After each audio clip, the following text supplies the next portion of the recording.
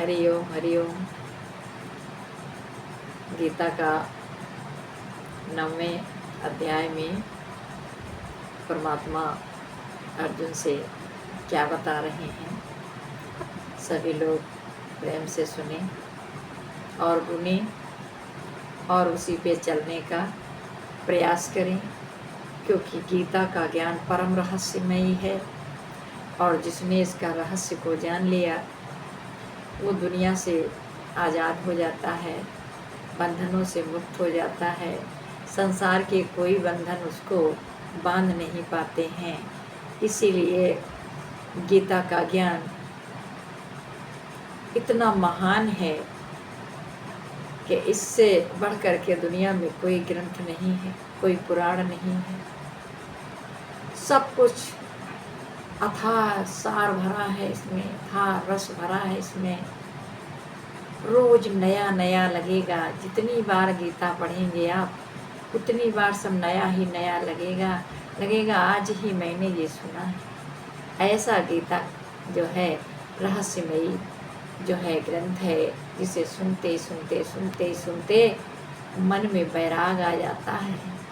संसार नासवान है, नाटक है, रंगमंच है। जो कुछ भी दिख रहा है वो सत्य नहीं है, और जो नहीं दिख रहा है वही सत्य है। और ये आज समझ लो तो आज ही मुक्त हो, और पूरी जिंदगी गंवा दोगे तो भी मुक्ति नहीं पाओगे। मुक्ति का मतलब क्या है यही हम नहीं जान पाते।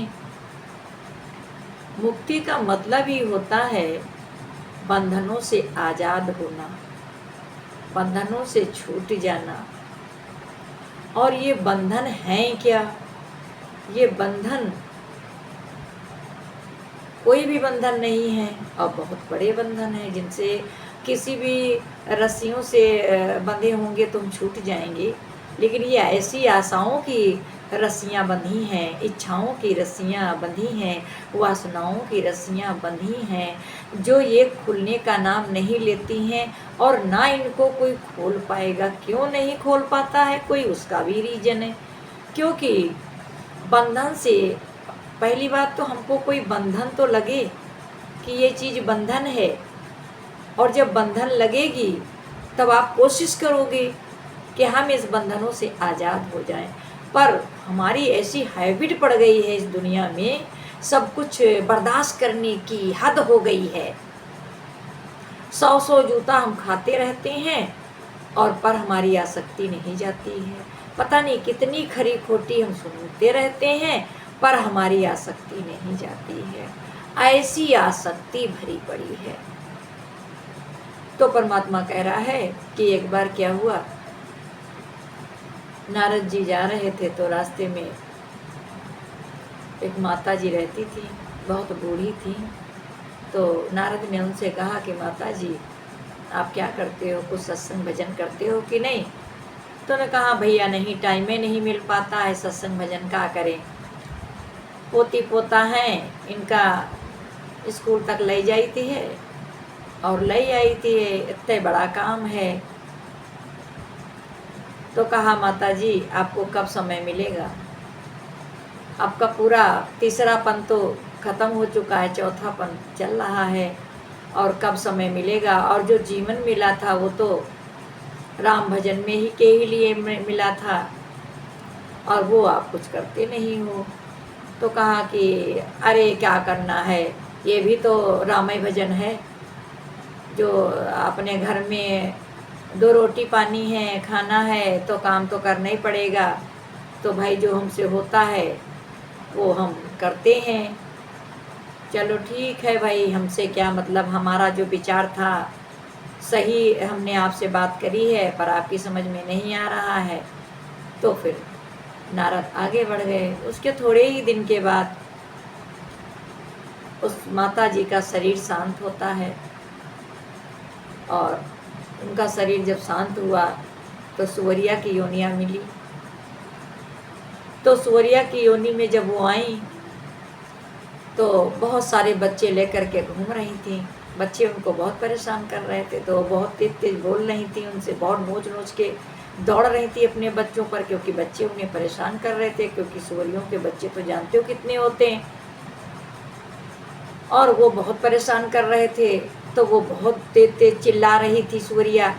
नारद निकलते हैं तो नारद पहचान गए। नारद ने कहा, और माता कैसा है, क्या हाल चाल है?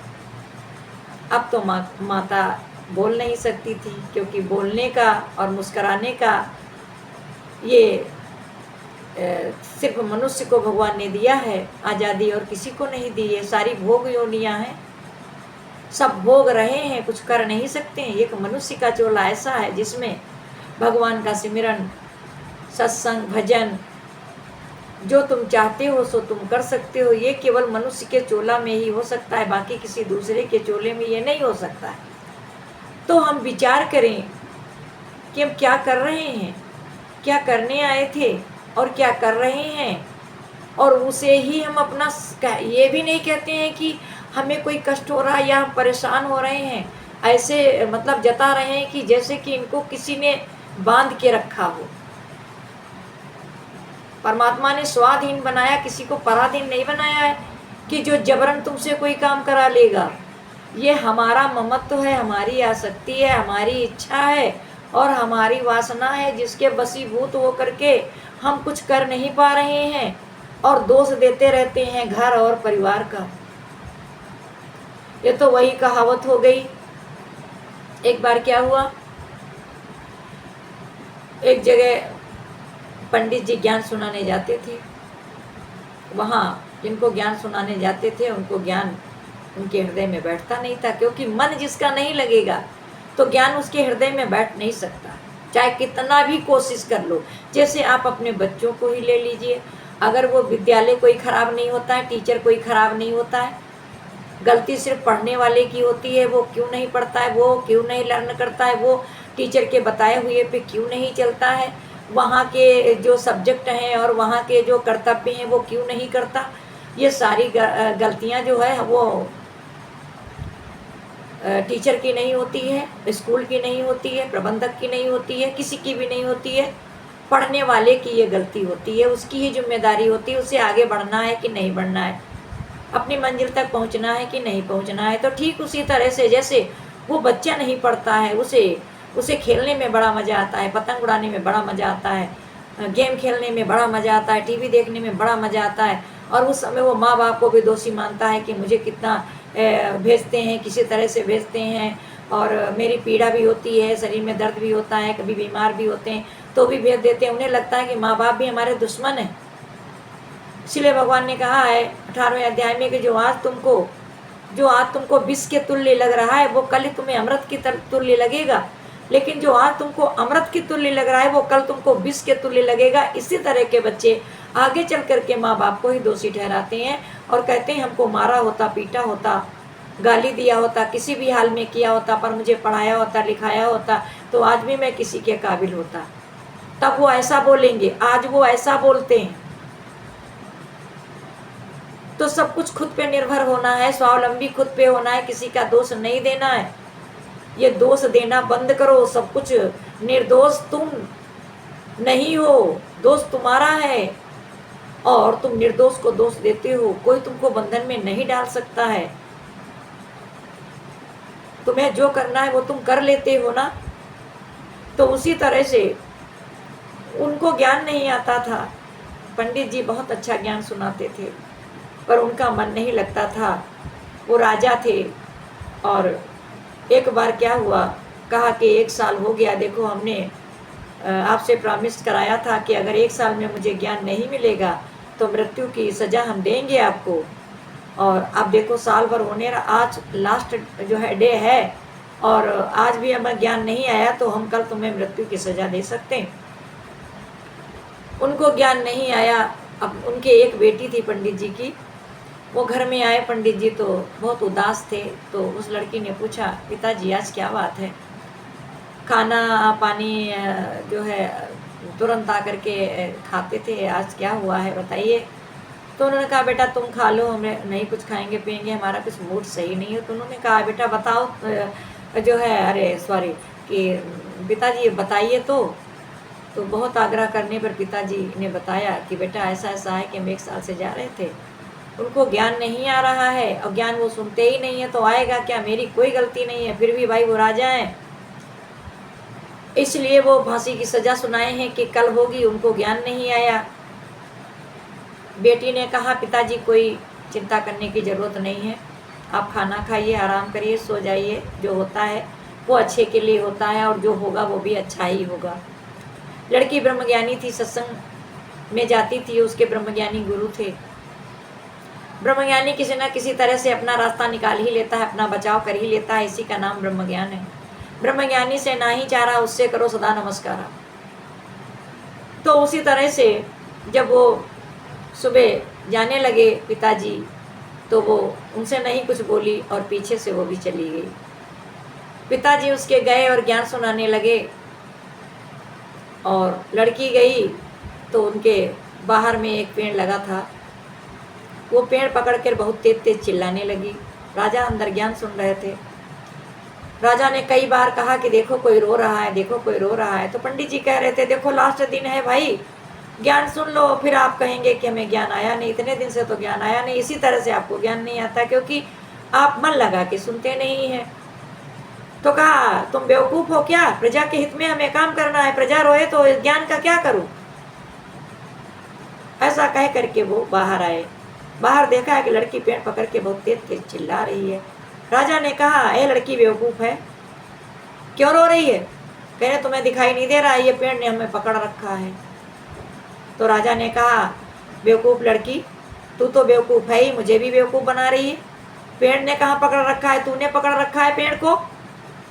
ऐसे हाथ खोलो और देखो पेड़ तुम्हें ना छोड़ दे तो कहना, चलो खोलो। लड़की ने हाथ खोल दिया, पेड़ से अलग हो गई। तो बोला देखो झूठ बोल रही थी ना। उस लड़की ने भी कहा राजा साहब आप भी झूठ बोल रहे हैं, निर्दोष को फांसी की सजा देने जा रहे हैं। ज्ञान सुनाने वाला तो ज्ञान सुनाता है, रोज ज्ञान सुनाता है, और आपका ही मन नहीं लगता है, आप ही जो है नहीं ज्ञान सुनते हैं और वो फांसी की सजा देने जा रहे हैं और दोषी आप मुझे ठहरा रहे हो, मुझे अकल नहीं है। तो आप क्या करने जा रहे हो, वो क्या अकल है। अरे आप भी तो, आपको किसने पकड़ रखा है, आपको प्रजा ने पकड़ रखा है, किसी दूसरे ने पकड़ रखा है आपको। सब कुछ सबको आपने ही पकड़ रखा है, आप ही सबको पकड़ के रखे हैं और दूसरे को ज्ञान दे रहे हैं और फांसी की सजा सुनाने जा रहे हैं। ये क्या अच्छा कर रहे हैं। राजा के मन में बात बैठ गई, बात तो बिल्कुल सही है, ये लड़की की बात तो मेरी समझ में आ गई। अब पंडित जी की बात 1 साल से समझ में नहीं आई और उस लड़की ब्रह्मज्ञानी की बात 1 दिन में समझ में आ गई। क्यों आ गई, क्योंकि इस मन को बस में करने वाला केवल ब्रह्म ज्ञान है। केवल मन को बस में करने वाला केवल ब्रह्म ज्ञान है। दूसरा कोई ज्ञान आपको साफ नहीं कर सकता है, आजाद नहीं कर सकता है, बंधन मुक्त नहीं कर सकता है, क्योंकि ये आत्मा का ज्ञान है, संसार का ज्ञान नहीं है। संसार ही तो जो है आसार है और संसार में सार है परमात्मा का नाम। वो आत्मा कहाँ भटके हुए हो, कहाँ दौड़ रहे हो, किसे ढूंढ रहे हो। जिसे ढूंढ रहे हो वो तो तुझ में ही बसा है, तुम में ही रहता है। तुम खुद खो गए हो, अपने को ढूंढो। एक कोई ब्रह्म द्वितीय नाश, दूसरा कुछ बना ही नहीं है। जिसने अपने को जान लिया उसे सर झुकाने की कहीं जरूरत नहीं है। वो अपने में ही खुदा है, वो खुद है और सब कुछ कर रहा है। ये जिसने जान लिया वो संसार बंधन से छूट गया, आज़ाद हो गया। आपको कैसा लगा, ज्ञान अच्छा लगा, कमेंट करके बताना। हमारे चैनल को सब्सक्राइब करना। हमारे चैनल का नाम सत्संग की महिमा है और बहुत सारे उसमें वीडियोज पड़े हैं और शाम को 8 बजे लाइव ज्ञान चलता है। सभी लोग हमारे चैनल को सब्सक्राइब करके लाइव से ज्ञान अर्जित करें। हरि ओम, हरि ओम, हरि ओम।